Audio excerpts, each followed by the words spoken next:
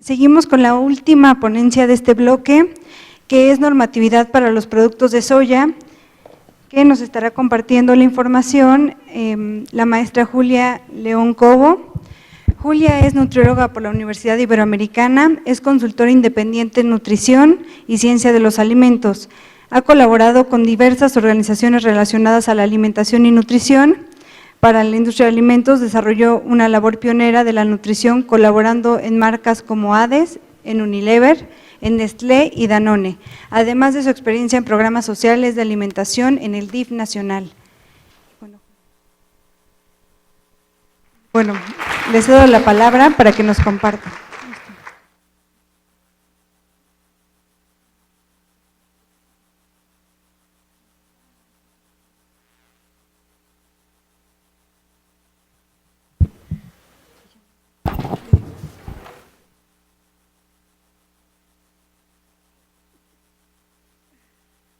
Muchas gracias, gracias Marta, gracias a todos ustedes que están este día y el día de ayer con nosotros. Yo tengo que platicarles que compartí con la doctora Nimbe Torres algo que nos ha pasado, y es que la soya nos ha perseguido. Como les platicó Marta, yo trabajé para el DIF nacional, en donde tuve la oportunidad muy grande de poder trabajar en programas de asistencia alimentaria, en desayunos escolares y otros programas que en ese tiempo tenía el DIF, y ahí fue donde no es cierto, me empezó a perseguir la soya desde la universidad. Pocos nutriólogos saben que la Asociación Americana de Soya, que creo que es el antecesor de la Asociación Mexicana de Alimentos de Soya, era quien tenía la biblioteca de nutrición más importante en México. Todos los que estudiábamos nutrición en esa época, a quien consultábamos para los libros que no existían, muchas veces ni siquiera aquí en el Instituto de Nutrición, estaban en la biblioteca de la Asociación de Soya.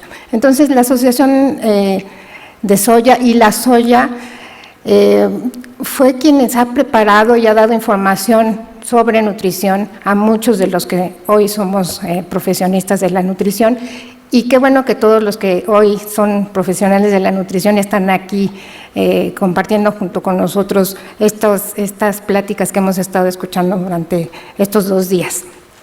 Bueno, y como parte de este trabajo que yo he desarrollado, pues ha estado mi contacto con la normatividad relacionada con los alimentos de soya. Tuve el privilegio de participar en los lanzamientos de Hades, en Unilever, y de promover de alguna manera este consumo de soya y la información de la soya para México. Y pues vamos a platicar un poco de este tema, que a veces puede ser como un poco diferente, pero que ese sí hay que hacerlo. Creo que si uno revisa cuál es la rutina que hace durante el día, a lo mejor hoy es un día diferente porque estamos en este seminario, pero uno normalmente pues se levanta, se baña, se viste, desayuna, me voy a trabajar, empiezo a trabajar, voy a comer, termino de trabajar, platico con mis compañeros en el trabajo, llego a mi casa, platico con mi familia, veo la tele o veo mi celular. Durante todo este día estoy checando muchas veces mi celular y me acuesto. Durante todos estos momentos del día, uno tiene contacto con información sobre alimentos o sobre alguna otra cosa durante todo este día. Si uno se empieza a hacer el recorrido de lo que sucede en el día, pues vamos a ver que hay muchos momentos en donde yo tengo un contacto con los alimentos, ¿no? Desde que estoy a lo mejor en la oficina, y sobre todo nosotros como mexicanos que tenemos un contacto con los alimentos muy particular. Se me apagó la pantalla, pero ya me dijeron aquí el truco, pero creo que no funciona. Ah, no, sí funciona. Entonces, bueno, hay una cantidad muy importante de mensajes que se reciben todos los días, Y eso genera pues un montón de confusión, ¿no? Sobre todo entre los consumidores, entre nosotros mismos como profesionales de la salud, de los alimentos, hay un montón de información que hace que nos confundamos. Y entonces esa gran cantidad de información, los que somos profesionales de la nutrición y de los alimentos, tenemos un compromiso con la sociedad de aclarar esta información y de integrar esa información de la ciencia de la nutrición con la sociedad en la que estamos viviendo. Y siempre, como espero que ustedes estén en estas sesiones, buscando el conocimiento actual y nuevo que puedan traducido eso a nuestros pacientes, con quienes trabajamos. Y esa traducción, pues muchas veces se puede desarrollar también en las políticas públicas que los gobiernos desarrollan, en las regulaciones, en los temas de publicidad y en los programas de alimentación y salud. Y bueno, todo este tema de la regulación alimentaria, que además en estos últimos años se ha visto pues muy impactada con el tema de etiquetado. Yo creo que todos los que estamos aquí hemos escuchado hablar del etiquetado recientemente, pero la legislación alimentaria tiene muchos más allá componentes que solamente el etiquetado de los alimentos. La legislación alimentaria sirve para regular la producción, la manipulación, la comercialización y el control de los alimentos. Sirve sobre todo, y lo más importante para lo que sirve es para proteger la salud del consumidor. Por eso se desarrollan estas legislaciones. Sirve para protegerlos a los consumidores contra el fraude y contra prácticas deshonestas. Es establecer reglas de conducta, de comportamiento de los productores de alimentos para que todo se juegue en el mismo plano. Y también para justo promover estas prácticas justas de comercio entre diferentes productores de alimentos. Y bueno, los objetivos de las regulaciones,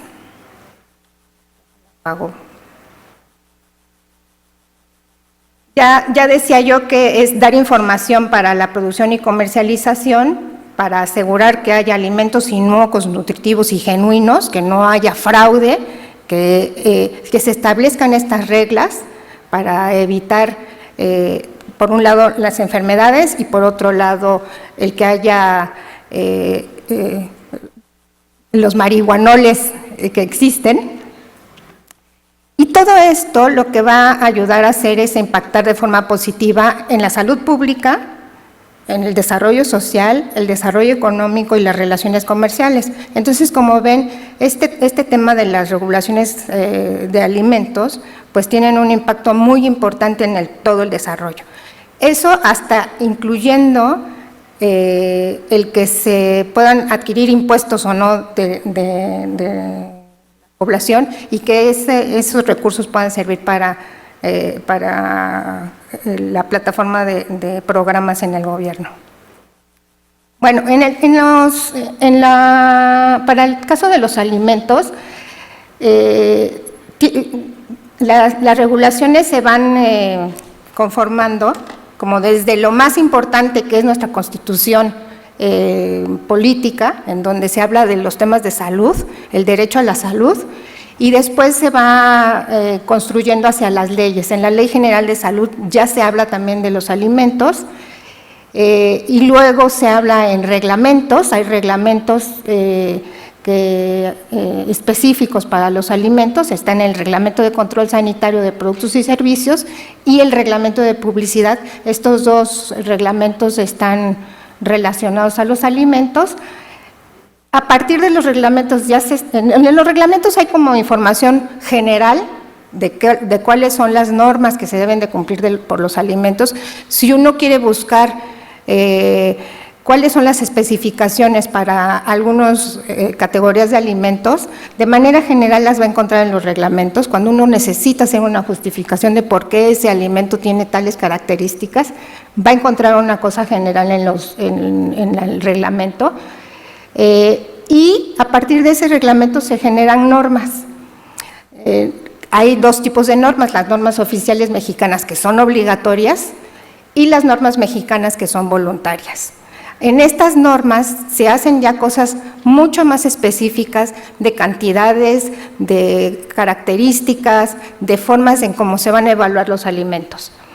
Y en un nivel más abajo, y lo puse así como por niveles, el mayor, que es la Constitución, y en un nivel mucho más abajo están acuerdos y lineamientos. En estos están, por ejemplo, los lineamientos de etiquetado de alimentos, que es el que se está en discusión muy importante en este tiempo. Y están también, por ejemplo, los criterios nutrimentales y de publicidad en televisión y cine, que también han tenido una relevancia últimamente.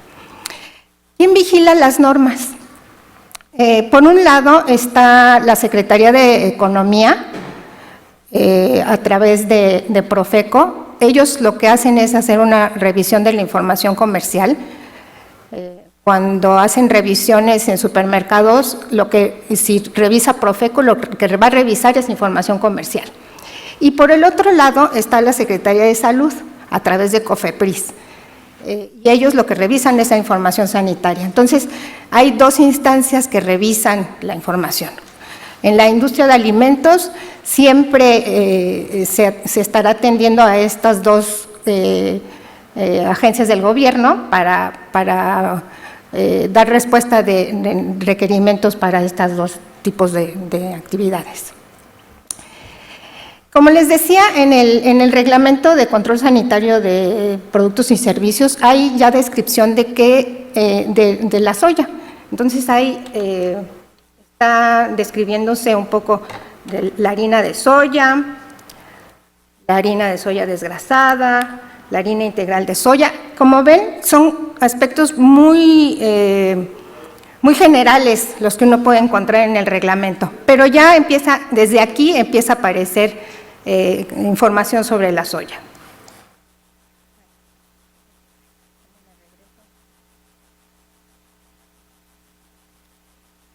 Ya en las normas oficiales mexicanas tenemos dos normas que van a impactar de manera importante a los productos de soya, que son la norma 051, que es la de etiquetado, la que he mencionado que está en discusión recientemente, discutiéndose no la parte de la tabla nutrimental, sino el etiquetado frontal. La norma de etiquetado, la 051, tiene esos dos componentes.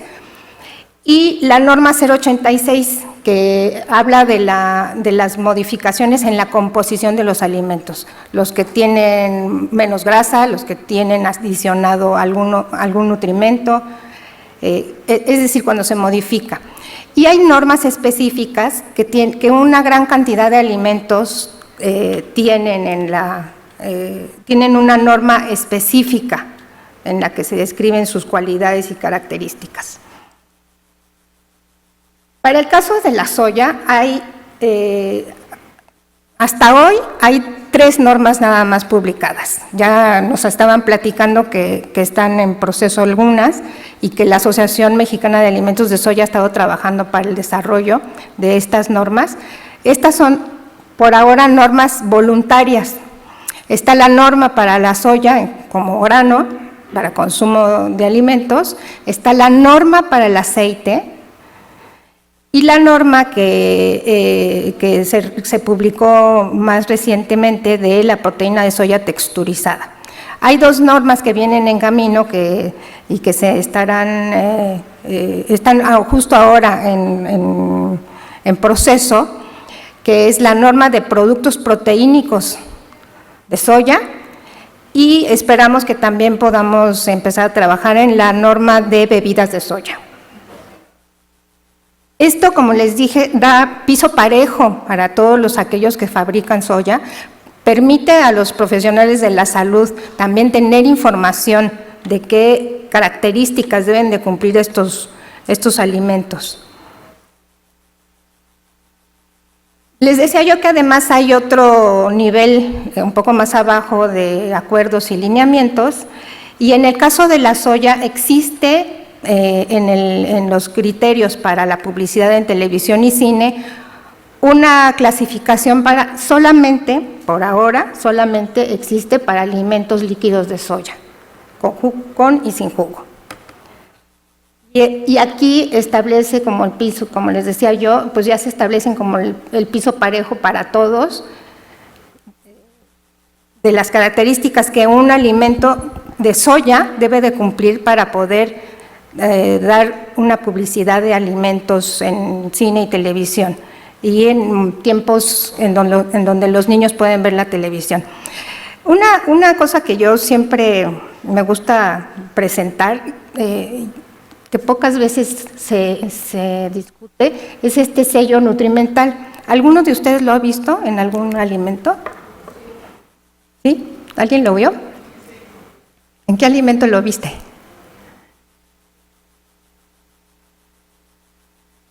Bueno, quiero platicarles que la norma de etiquetado, la 051, en donde se describen estos criterios, además de traer cómo se debe hacer la tabla nutrimental y cuáles son los criterios para estas pilas que van en el frente de la etiqueta, que son las que han estado en superdiscusión, también da los criterios para que los fabricantes de alimentos puedan poner este sello, que representaría cuáles son alimentos que cumplen con ciertos criterios que favorecen o acompañan una dieta saludable, pero que nadie lo utiliza. Ya tenemos en la regulación actual esta característica. No sé en realidad por qué no se utiliza. Me parece que tiene que ver mucho con aspectos entre económicos y políticos de por qué no utilizar este sello que ya existe en la regulación. Ya hay estos criterios de nutrición que probablemente se tengan que revisar. Yo creo que escuchaba yo las presentaciones que se hicieron hace poco en el Senado y decían algunos académicos que no había habido participación de la academia en estas regulaciones. Creo que es súper importante que la academia y los expertos en nutrición y en ciencia y tecnología de alimentos participen en estos foros, pero ya hay unas iniciativas, cosas que ya se pueden ir utilizando como este sello nutrimental.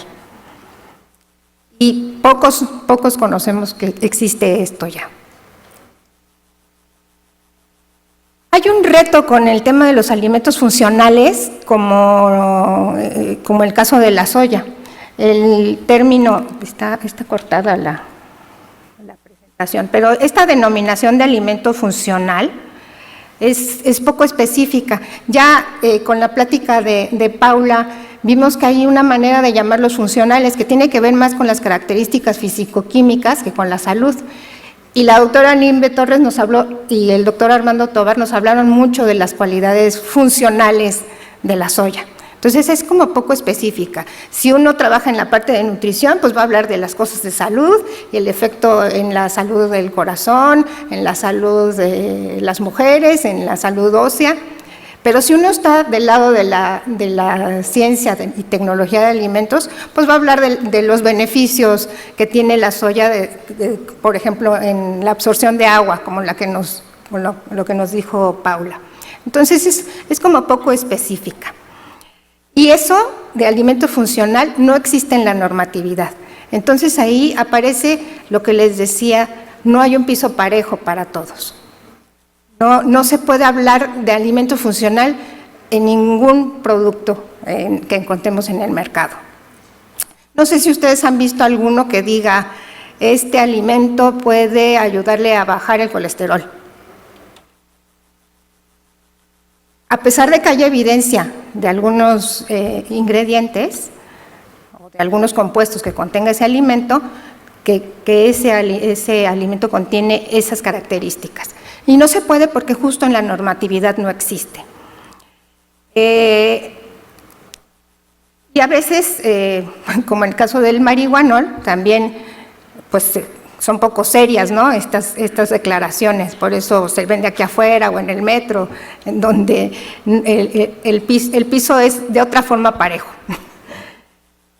Y bueno, entonces el abordaje de utilizar la ciencia para denominar estos alimentos funcionales debe de ser para promover su consumo y que se pueda controlar algún padecimiento. Hay otras características que no están relacionadas con la composición nutrimental, que también debieran estar reguladas, como los productos orgánicos. No hay todavía claridad de quién puede certificar productos orgánicos o quién puede certificar aquellos que sean genéticamente modificados. No se encuentra todavía eso en el mercado. Y por otro lado, la ciencia pues nos ha dado mucha evidencia de ciertas declaraciones que se pueden cumplir. Aquí yo puse algunos ejemplos de declaraciones que se pueden hacer en empaques de alimentos en otros países, como en Estados Unidos. Por ejemplo, hay unas relaciones entre la grasa y el cáncer, entre los edulcorantes no nutritivos y la caries dental, de ciertos cereales, frutas y vegetales como fuerza de fibra y la prevención en el cáncer, la relación entre el sodio y la hipertensión. Todos sabemos que hay una relación muy importante entre el sodio y la hipertensión, pero no es posible hacer una declaración en México. Sin embargo, en otros países está esa posibilidad. Y hay en diversos países esta declaración de proteína de soya y riesgo cardiovascular. Ya Katy nos platicaba en su presentación de los 25 gramos de soya que se pueden, que están permitidos hacer como declaración de salud. De la soya sabemos un chorro de cosas ya. Muchas cosas, que es una proteína completa, que es una fuente de vitaminas y minerales, que es una fuente de ácidos grasos esenciales, que tiene un impacto en el… Eso se sabe desde la China, como decía el doctor Chávez ayer. Los chinos ya sabían todas que tenía unas características muy importantes. Y en los últimos 20, 30 años hemos sabido que tiene un impacto en la reducción del colesterol, un potencial en la reducción de cáncer de próstata, colon y de mama. Y si ven aquí, les puse la palabra potencial, que sí la veo, porque no hay evidencia científica contundente todavía para decir que hay una relación directa con estos padecimientos. También hay posibilidades para que tenga un impacto en la salud ósea y otros síntomas asociados a la menopausia. Me hago bolas a interpretar botones aquí. Y si ustedes ven en las investigaciones en soya, yo creo que es de los alimentos que más investigación científica tiene. Fíjense, desde 1915 se han desarrollado 14,776 estudios de soya. Si uno se pone a revisar en PubMed, hay 14,776 estudios relacionados a la soya. Son muchísimos. Y en proteína de soya, sobre todo, es en donde se han hecho estas investigaciones. En la relación de soya y salud, 2,681, desde 1948 se empezó a tener interés en esta relación de la soya y la salud para ser publicado en revistas científicas.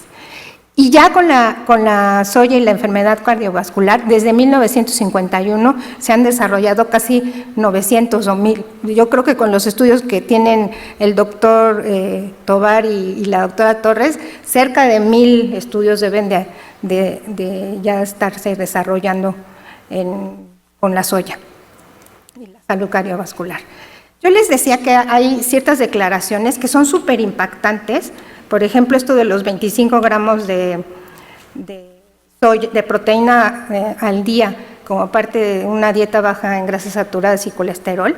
Esto es una declaración de salud que si uno ve un empaque en Estados Unidos, en Canadá, en Brasil, en Europa, va a poder encontrar esa declaración y va a tener una información complementaria sobre lo que la soya puede aportar. Pero en México, ¿qué podemos decir? En México todavía no hemos desarrollado el aspecto legal del etiquetado con declaraciones sobre los beneficios a la salud de los alimentos. Creo que a nosotros en México nos hace falta mucho desarrollo en cuestiones de legislación, en cuestiones de información. Bueno, no tenemos ni siquiera guías de alimentación en nuestro país.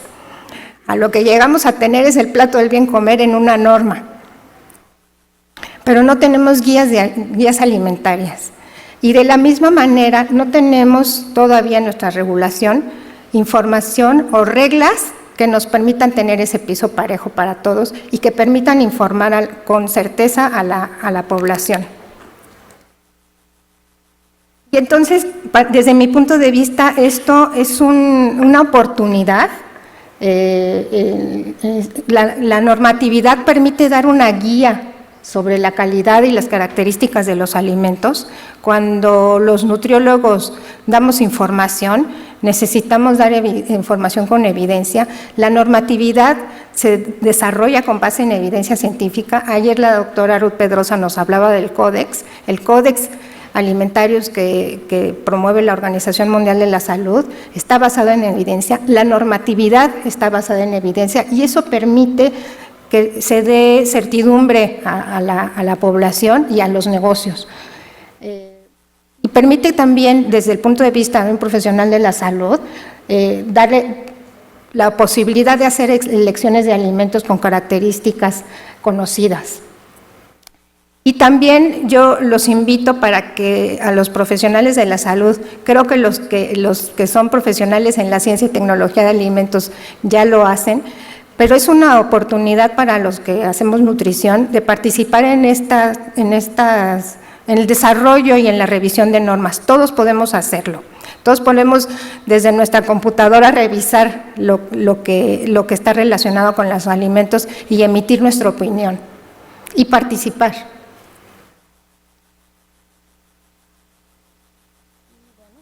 Muchísimas gracias.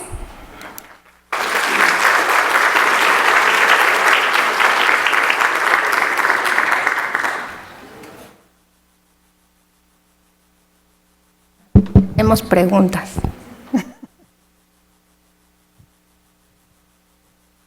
Por acá tenemos.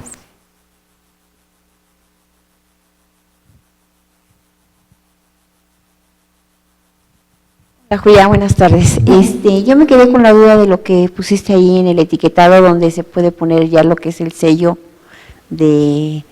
como un sello de garantía o sello de nutrición, ¿no? Le pusiste. ¿Hay algunas características o tiene que ser ese sello quién te lo tiene que dar?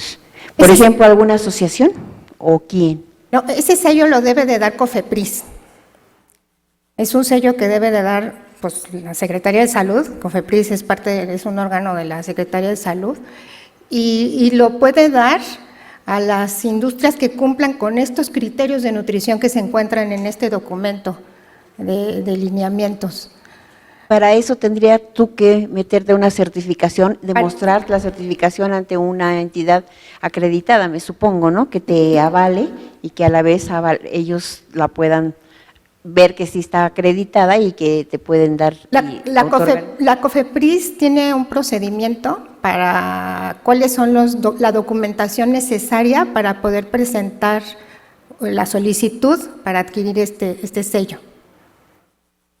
Y que eso incluye análisis de laboratorio. Certificaciones sobre todo, ¿no? Sí, son certificaciones para comprobar que efectivamente cumple con estos criterios de nutrición. Gracias, es que me quedé ahí con esa duda. Que es una oportunidad, ¿no? Es poderle dar al consumidor este alimento, este producto, cumple con las características de un alimento saludable. Es como un plus de alguna manera que te da una seguridad y un plus para que la gente lo pueda consumir con una cierta seguridad, ¿no? Sí, es un sello de calidad nutrimental. Exactamente. De la calidad de ese alimento. Desafortunadamente no se utiliza, ¿no? Pero ahí está, existe, gracias. Legalmente existe. Gracias.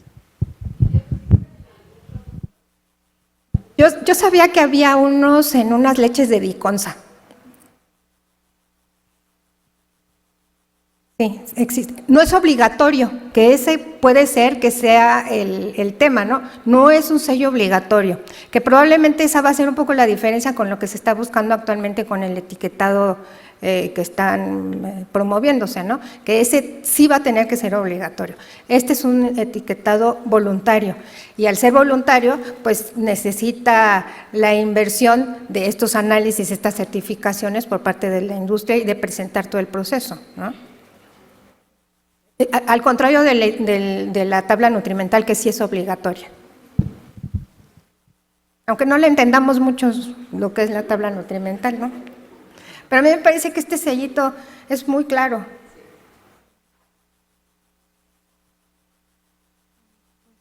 Ahí les agradezco mucho.